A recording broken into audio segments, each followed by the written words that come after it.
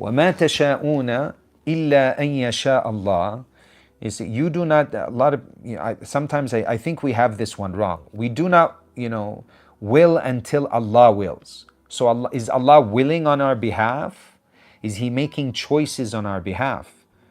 Well, you have to make a choice because you're given three things. You're given intellect. The three things that God emphasizes are intellect, and He emphasizes free will, and He emphasizes suffering in this world. He talks a lot about suffering. And the reason we have intellect is we've got to sort of make choices because Allah says, that He gave the amana, aradna al-amanata. He presented, what is the amana? To the heavens and the earth, the mountains. And the amana is free will. فَأَبَيْنَ أَن يَحْمِلْنَهَا وَحَمَلَهَا الْإِنسَانِ or وَأَشْفَقْنَ مِنْهَا or something like that. That this human being, he was happy to sort of take on the challenge of free will. So we need free will to make choices. And to decide which way I want to go, I need intellect. But then why the suffering? Well, Allah created everything in pairs. When people, ask, why is there so much evil and suffering in the world? Well, how do you know there's suffering? My question to those people is very different.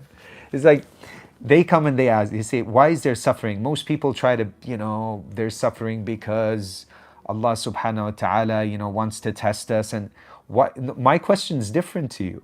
When someone comes and asks you, why is there suffering in the world? Ask them, how do you know there's suffering?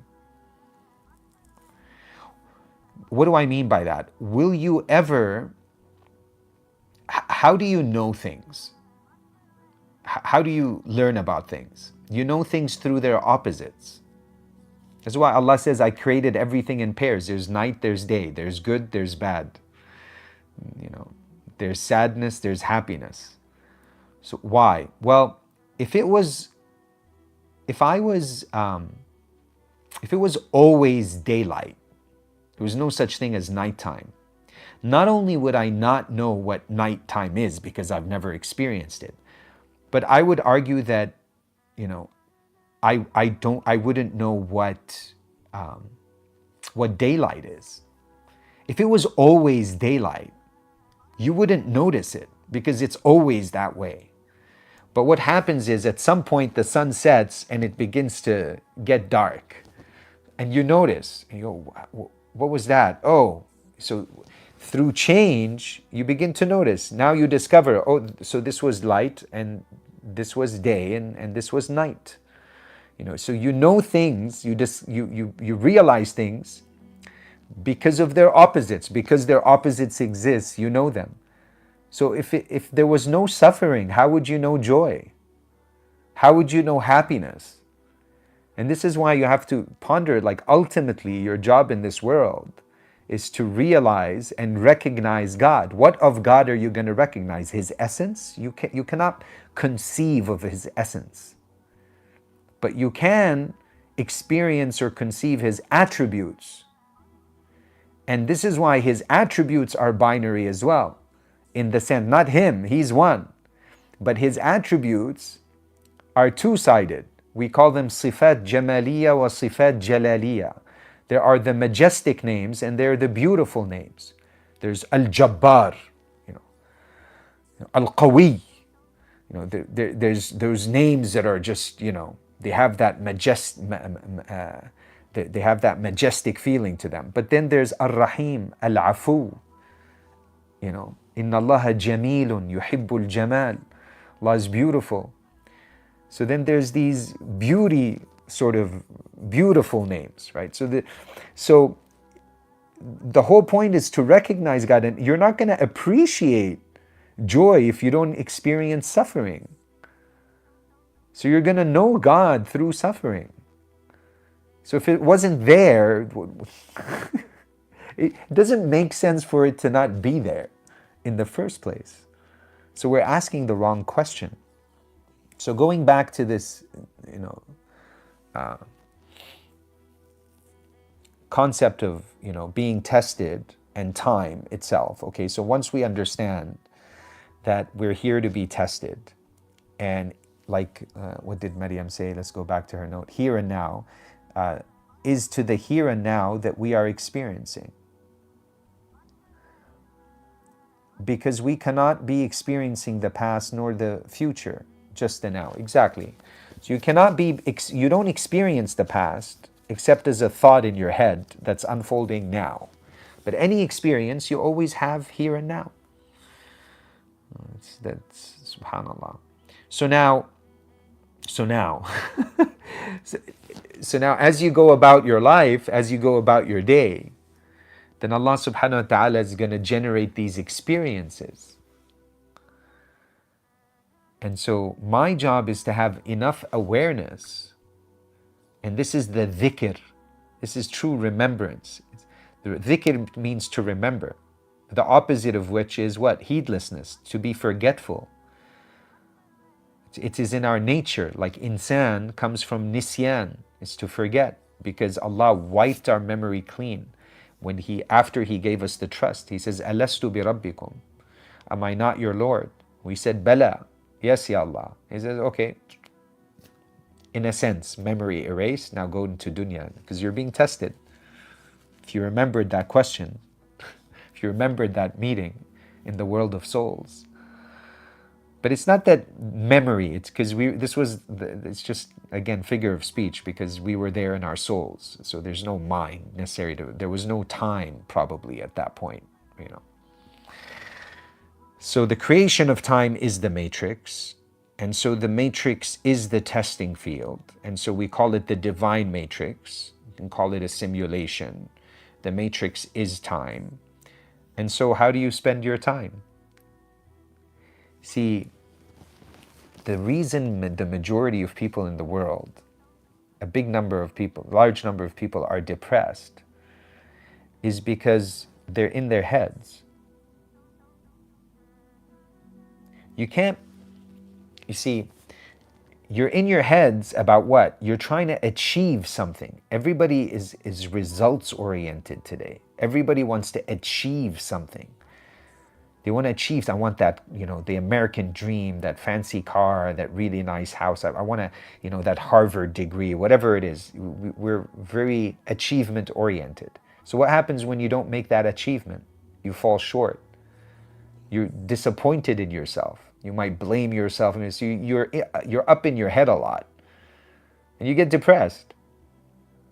But now, the beautiful thing about our deen is that the results are not in your hand.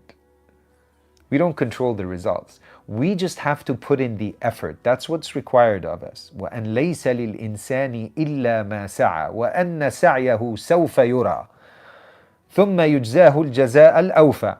It is that this insan, وَأَنْ لَيْسَ, what are you going to get punished or rewarded against? The effort. وَالَّذِينَ جَاهَدُوا فِينَا. Those who strive, they make an effort, they struggle in our commands. Those are the ones we're going to guide. And guidance is what? Guidance is just kind of this surrendering, taslim. Islam is to really, ultimately, that level of Islam is to surrender to, and to surrender and be pleased with and content with Allah. What does it mean to be content with Allah? It means to be content with whatever you're experiencing here and now. Why? Because it's what Allah wants. So for you to push and shove and like, why is this happening to me? And how come me out of all people? And why did I get sick? And why did I? Well, those things we can't control. Oh, if only I did this. Watch it. The Prophet ﷺ said, don't say, if only, law. Because law opens the doors of shaitan. Because shaitan is waswasa. And shaitan is a waswas. And where does he whisper? Fi sudurin nas. So in people's minds. So people that are caught up in their head are caught up with shaitan.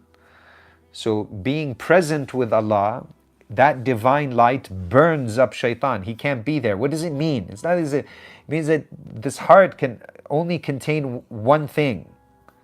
So if it doesn't have Allah, it has other than Allah. So if your mind is busy with, these thoughts of shaitan, then but if you're consumed by Allah's light, if you're consumed by Allah, then there's nowhere for shaitan to enter. This is how you truly get rid of, shaitan. So ultimately,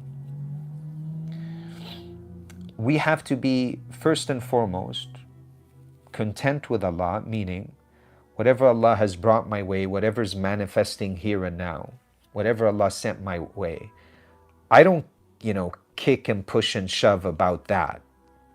No, that is the qadar. It took place. The qada, there's qada and there's qadar. The qada is the choice that I make. And based on the choice, because there's possibly an infinite number of possibilities of things that I can do when I have to make a decision, the intricate details. But let's take a step above that, simplify it. Let's say the choice is between choice A or B. You take the red pill or the green pill, or whatever it may be. You drink the glass of water, you don't. You lie or you tell the truth. So you're faced with a situation where you could lie. And here's the thing, if you lie, there's going to be a domino effect, because Allah subhanahu wa ta'ala, He's already mapped it all out. So He says, now to test him, I'm going to manifest this situation where Usama is going to have to make a choice, A or B. If Usama chooses A, it's going to create a ripple effect, and the qadar is going to go this way. But if he chooses B, his qadar is going to go this way. Meaning what? The things that are going to happen to you in life. This is that concept of karma and where they bring it from. It's from Islam, ultimately, really. I mean, it's not, because you could possibly go way back, but it's all, it's all from Allah at the end of the day. But the idea is, it's like Allah subhanahu wa ta'ala is saying, okay, if you make the wrong choice, the ripple effect, there's going to be a bunch of challenges. Your life is only going to get more difficult, potentially.